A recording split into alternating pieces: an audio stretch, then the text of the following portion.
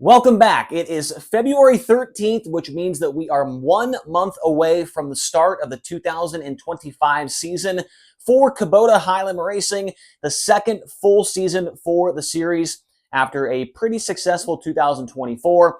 Going to rewind it back and do it all over again. So I've got 10 storylines that I think will be very important throughout this 2025 season regarding drivers, races, certain things going on with the series. It's not all going to be about drivers. There's going to be other things that we're talking about here in this as well.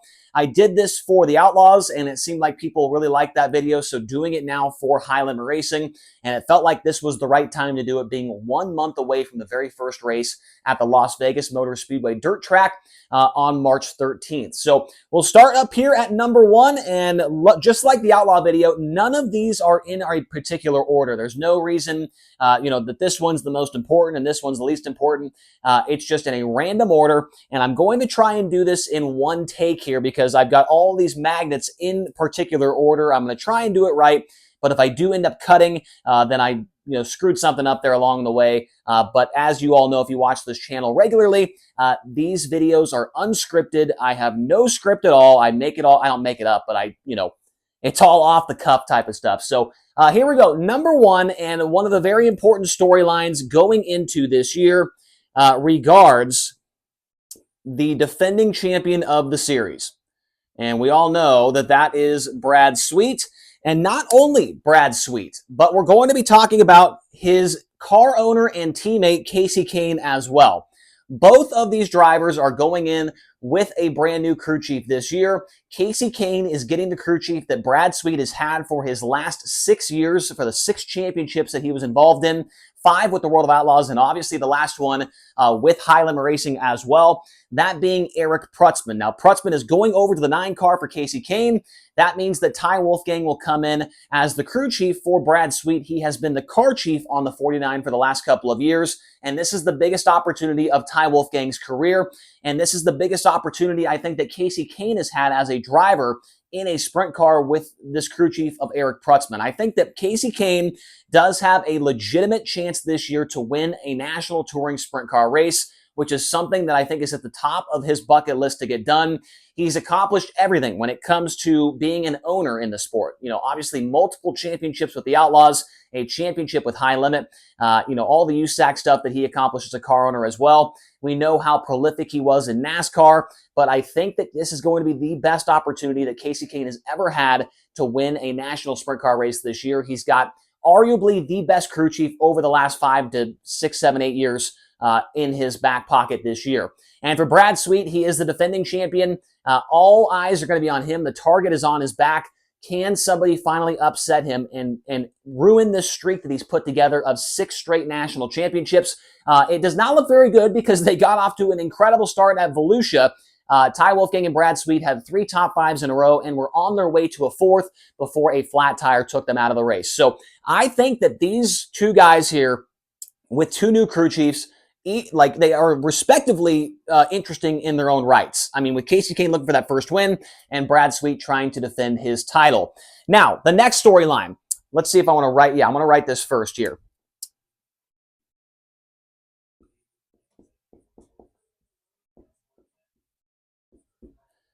Can we see these 2 guys right here upset Brad Sweet and win the championship? Rico Abreu and last year's second place finisher, that being Tyler Courtney. Those are the 2 guys that everybody is going to point to this year and say that they are the number 1 contenders for this championship if Brad Sweet and Ty Wolfgang and that KKR 49 team do not put it all together this year. If they have some struggles, which, we get into the dog days of May when there's so many races in that month, there could be some missteps between Brad Sweet and Ty Wolfgang. We'll have to wait and see. But these 2 guys right here with Rico Abreu and Tyler Courtney, they have the best shot to possibly take him down. It was a tale of 2 different seasons for these guys. Rico got off to an extremely slow start and was put behind the 8 ball through the first 10 or so races. It took him a while to win that first race of the year. And then for Tyler Courtney, everything was looking good until he got to California and the West Coast and the wheels fell off of that car. They were right there in the thick of the championship until they got to California. So I think that they can both either shore up the end of the season or shore up the beginning of the season, they have the ability to stick with Brad Sweet and contend for this championship this year. And I think this could be the best opportunity that we've seen anybody have a chance to beat Brad Sweet in a national sprint car championship this year. Rico Abreu and Tyler Courtney at the top of the list for that. Now, number 3 on the list. Let's see. I want to write this. I don't want to just put the magnet up there. Very excited for this guy. He is back on tour. And of course, we are talking about Aaron Reutzel in the 87. Aaron Reutzel is a guy that I think a lot of people are almost writing off. They don't really think that he's going to be. I haven't seen that much chatter about Aaron Reutzel. I really haven't. But I think that he is going to do extremely well. From what I've been told, there is a lot of incentives for him to do well this year with that team. And I think that he's going to be driving the wheels off this car, kind of like he does all the time. I've said it multiple times to different people that, in my opinion, there are a couple of drivers that are giving 110% effort each and every lap, no matter if they're running last place, first place, 15th place. I've said that's Tanner Thorson, and I've said that is Aaron Reutzel. Reutzel is a guy that does not take a lap off, and I think he's going to be extremely motivated this year to show the people that he has what it takes to contend on a national level. I think no doubt about it, he will finish inside the top 5 in the point standings. Brian Walker, social media for High Limit, did message me the other day and say that Aaron Reutzel, out of all of the racetracks that High Limit goes to next year, this season coming up, he has the most wins out of anybody else that's running full-time on those racetracks. So Aaron Reutzel, I think, could easily get 5 wins. I think he's easily going to be in the top 5 in points. And I think if he gets off to a good start, he really could compete with this guy, and this guy. I think he's going to be at least right there in the mix up till halfway point of the season. How will he go on the West Coast? We don't know. He has won an outlaw show at Tulare before, so we go there twice, obviously. So I think Aaron Reutzel is going to be a huge addition to this series, and I think a lot of people are taking him lightly when they definitely should not. Reutzel is going to be a factor a lot more often than not coming up this season. Now, number 4 on my list, and this is an easy one. It's the rookie battle between the 42 of Cy Lynch, the 9 of Chase Randall, the 13 of Dason Persley, and the 24D of Danny Sams III. And every day I wake up in the morning, guys, I said, man, who is going to win this rookie battle? That's what I do every morning. No, it's not. But I do think about this quite often. Who is going to win this race? Who is going to win this battle? I honestly think it's going to be very, very close. I think that these guys will be somewhere between 8th to 12th or 8th to 14th in points, and they're all going to be right next to each other. I would not be shocked at all if these 4 guys were separated by less than 100 points at the end of the season. I really do think they all have their separate strengths and weaknesses. One weakness for Dason Persley is he doesn't even have 34-10 races under his belt in his career with the wing on top of the car. For Danny Sams, he hasn't traveled nearly as much as some of these other guys. For Chase Randall, he's probably the guy with the most success, I would say, in a wing sprint car out of this group here. And Cy Lynch is a guy that's been building toward this for a very, very long time. I think all of these guys have different things that are going to be going against them and going for them. And it's going to be a fun battle, man. I honestly think that this battle right here is going to be closer than the battle we see for the World of Outlaws Rookie of the Year. Even though they have 6 guys, and you could say that maybe some of their guys are more accomplished in this sport, I do think that this battle here is going to come down to the wire between Cy Lynch, Chase Randall, Dason Persley, and the 24D of Danny Sams III. I am looking forward to seeing how it all plays out and who will be the guy at the end of the season that is that Rookie of the Year. Now, number 5 on the list, and this is a question that a lot of people have. This is a big one right here. Who will get the next 5 charter spots at the end of this year? Right now, the guys that are in prime position to make that happen, the teams, I should say, are the 13 for Buick Motorsports, the 5 for CJB Motorsports.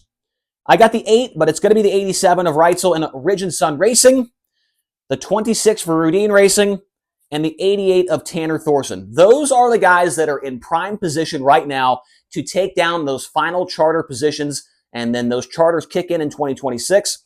But obviously last year we awarded 5 of those. We gave 1 to Brad Sweet, 1 to Rico Abreu. 1 to Casey Kane Racing, 1 to Rico Abreu Racing, 1 to Clausen Marshall Racing.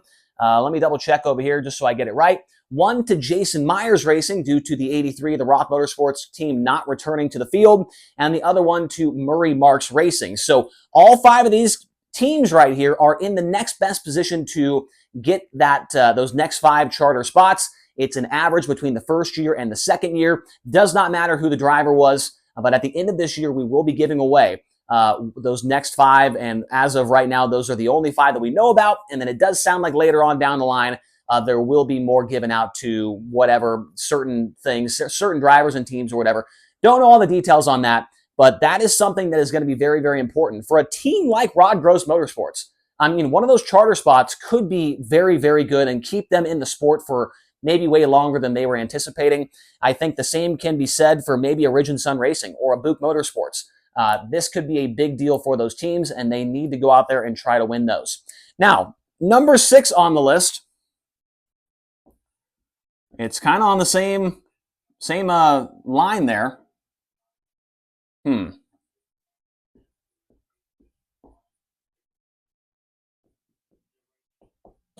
What do the charters mean? That's the worst writing that you will ever see, but you get the point. What do the charters actually mean? Nobody really knows. I don't know. Some of these drivers and teams, they might not know as well. That's a big thing that we are going to be finding out this year with High Limit Racing. What do those charters entail? How much money does the guy that wins the championship get compared to the guy that runs 10th in points? How's it going to work with the championship for next year if a new guy decides to join the High Limit Tour? What does that do for him if he's not one of those charter members? What do those other guys do that have been with the series for a while that were not good enough to get a charter spot?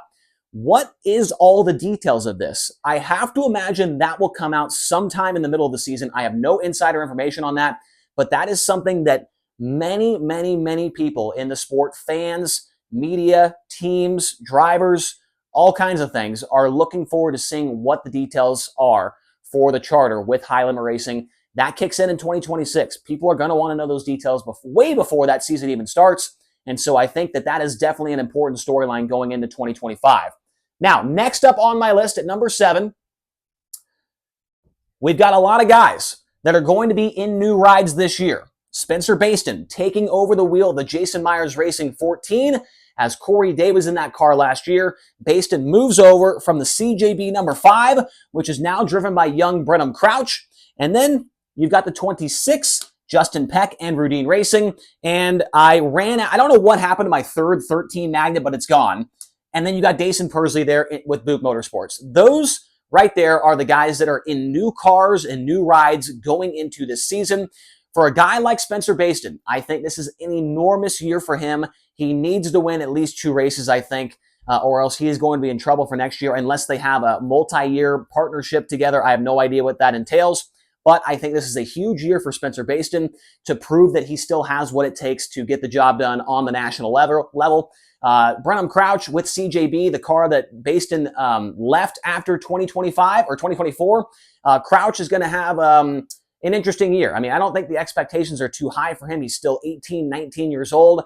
Next year will be his 3rd full-time year in a 410 sprint car. I think they're looking for more top 10s out of him. I think he's looking to maybe get somewhere around the top 10 in points as well. And then you got the 26, Justin Peck with Rudine Racing. We've already seen them have a bunch of success this year.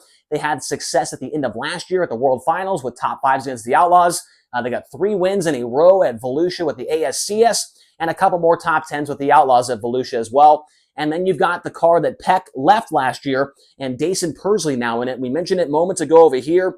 Persley, less than 30 career 410 wing sprint car starts, but we know how good this kid is in the midget, in the non-wing car, in micros. We've seen him do stuff with the wing on top of the car already in those limited starts. And so these all will be interesting stories to follow along with next year with how they adapt to these cars, how quickly they will get up to speed. Bayston has already ran that car a couple of times, did not have the greatest results at World Finals, ran the King of the West Series a little bit at the end of the year as well, and did not have much success, but it's a new car, new crew chief, all that stuff you have to take into account. And so we'll see how this all goes for those 4 cars and drivers. Number 8 on the list. Did want to put this on the board as well, because this is big for High Limit. Some new territory to go through in 2025. We've got Wisconsin, we've got Arizona, and we've got, that is supposed to be Nevada. That is not the abbreviation for Nevada, but I screwed it up. That is supposed to be Nevada. But the big one on that list, in my opinion, is going to be Wisconsin. How do the race fans react to High Limit Racing being in their backyard this season? Because that is an area that was absolutely, it has been absolutely dominated by the World of Outlaws, with going to Wilmot, going to Beaver Dam, going to Cedar Lake, going to all those racetracks in that area. Wisconsin is a World of Outlaws area, but High Limit this year is going into that place, going into that state for the very first time, going to 141 Speedway, going to Red Cedar Speedway as well. The fans last year, when the schedule came out for 2024, they were not happy that High Limit was not involved. Will that affect the attendance? I don't think it will. I think people are going to be very excited to see High Limit, but it is still maybe a little bit of a risk going to a World of Outlaws zone for High Limit Racing this year. Then you have Arizona on there. There has not been 410 wing sprint cars in that area for a very long time, and I think that people are going to be excited, but how will the turnout be? We'll see how it goes in Arizona. And then for Nevada, I mean, the big question mark is Las Vegas. That's the opener for the entire season. Will the racetrack be good? I don't think we need to worry about fans with NASCAR going to be there on the same weekend. But how's the racetrack going to be? How will it go for the very first race of the season? Could this be a place that High Limit goes to open the season for years to come? We'll have to wait and see, but I would say the big one on that line there is going to be Wisconsin. How do the fans react to seeing a new series? Will they come out and support? Will it be a packed house? That's something that will be answered here within the coming months. Now, number 9 on the list, can these two guys, Brent Marks and Tanner Thorson, take the next steps on this tour in their respective rights? Like, we think of Brent Marks, we think of him as a Kings Royal winner, historical Big One winner, National Open winner. He's won almost every single big race there is in Pennsylvania and all over the country, really. He's done a lot of good things in his career, obviously. But can he take that next step and challenge the likes of Sweet, Abreu, and Courtney for that championship? At the beginning of the year, the answer was yes. He had the most top 10s to open up the season out of anybody. But then the wheels kind of came off there in the middle portion of the year. California did not go very well at all for Brent Marks. If he can get through California with some top 10s and do well there, I think he has the speed and the consistency to keep up with these guys. But we're looking for that next step for Brent Marks. Can he be a championship contender this year with High Limit Racing? And then for Tanner Thorson, he got that emotional win, that huge win at Gold Cup on that prelim night. And I feel like people forget how many times this year or last season that Tanner Thorson was close to winning a race with High Limit. You think back to Lucas Oil, both nights at Lucas Oil, he was close. Riverside, he ran second there. East Bay, he ran second there. There was a lot of times last year where it looked like Tanner Thorson was a guy that could win the race. He was running second at Skagit on a prelim night and had a problem. I think year 2 for Rod Gross Motorsports and Tanner Thorson is going to be a good one. They've figured out, they know what it takes to get up and down the road now. They've got the crew guys. They've got everything dialed in. Going to be less mechanical problems, I think, for this team next year. And I think they're going to be in position a lot more on the 3/8 miles and below. Half mile is still an issue for this team, but I think on everything less than a half mile, Tanner Thorson is going to be a guy that is a force to be reckoned with if they can qualify as well. That'll be a big question mark for them as well. But Brent Marks and Tanner Thorson, we'll see if those two can take the next steps respectively. We're not expecting Tanner Thorson to win 6, 7, 8 races like we are with Brent Marks and for him to contend for a championship.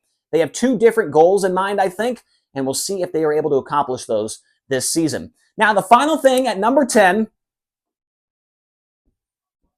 and this one's not going to please a lot of people. How is the gambling going to go this year? This is a huge storyline for, I think, a lot of reasons. A lot of people are either looking forward to it, they hate it. How's it going to go? It was a little bit controversial already with the Outlaws when they ran their couple of races down there at Volusia. Will there be more states involved with the High Limit one? Hopefully it's more than Connecticut, Oregon, and Kansas that can bet on it. But how is this going to go? This is a huge thing in dirt racing. USAC had it last year, but I would say that the popularity of High Limit is way higher than USAC, and there's going to be a lot more eyeballs on it. What's the revenue going to look like? How many people are going to be involved in this? Will this be a flop or will it be a success? I have no idea, but we'll have to wait and see because I do think the gambling aspect of High Limit Racing and now the Outlaws as well is going to be definitely a storyline to follow along with all season long, and we'll see if it's a success or if it is not. If I had to guess, I think it's going to do well, But you just never know until, you're, I would say, in the middle of the season and you see whoever's the guy behind it sees the numbers and whatnot and all that stuff. So let me know your thoughts. Did I miss any key storylines going into 2025 for High Limit Racing? Let me know down in the comment section below. Hopefully you guys enjoyed this video. Make sure to hit subscribe, hit the like button, and if you want a t-shirt, we have those down below as well. If you just scroll down a little bit under the video, we have a little store there with the t-shirts available as well. So thank you all so very much for watching. We're going to start doing season previews here very, very soon for High Limit Racing. We'll talk to you guys again here soon on the Rodman Rundown.